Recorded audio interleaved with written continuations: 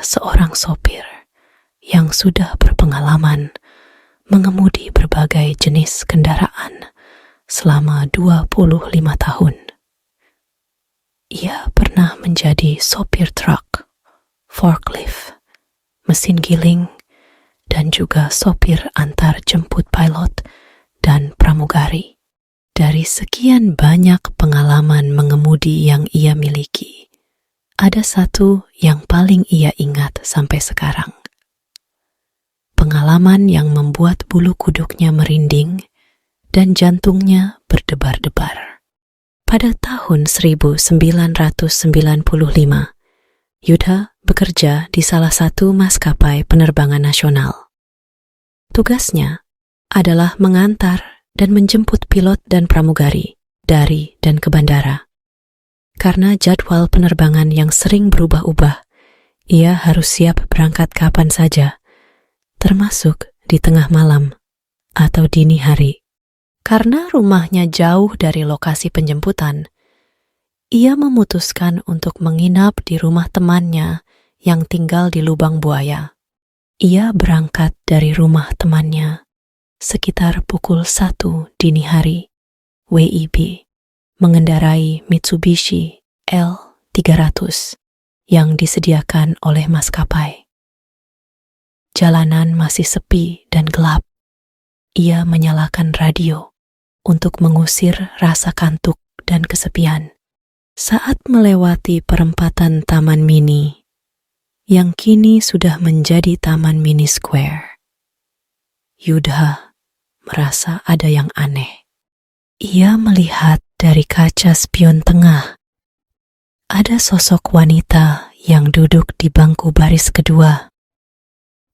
Sosok wanita itu mengenakan seragam pramugari yang sama dengan maskapai tempat ia bekerja. Yudha kaget dan bingung. Ia tidak ingat ada pramugari lain yang ikut bersamanya. Ia juga tidak merasa ada yang naik ke mobilnya sebelumnya. Ia mencoba menoleh ke belakang, tapi sosok wanita itu sudah menghilang. Yudha merinding.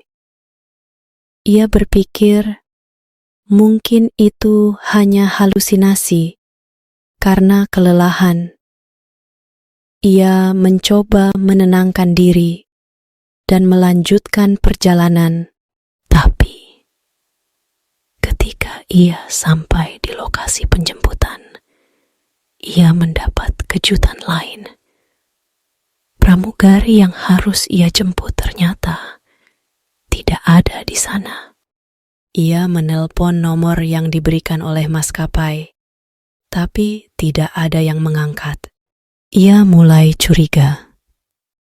Ia memeriksa kembali nama dan alamat pramugari yang harus ia jemput.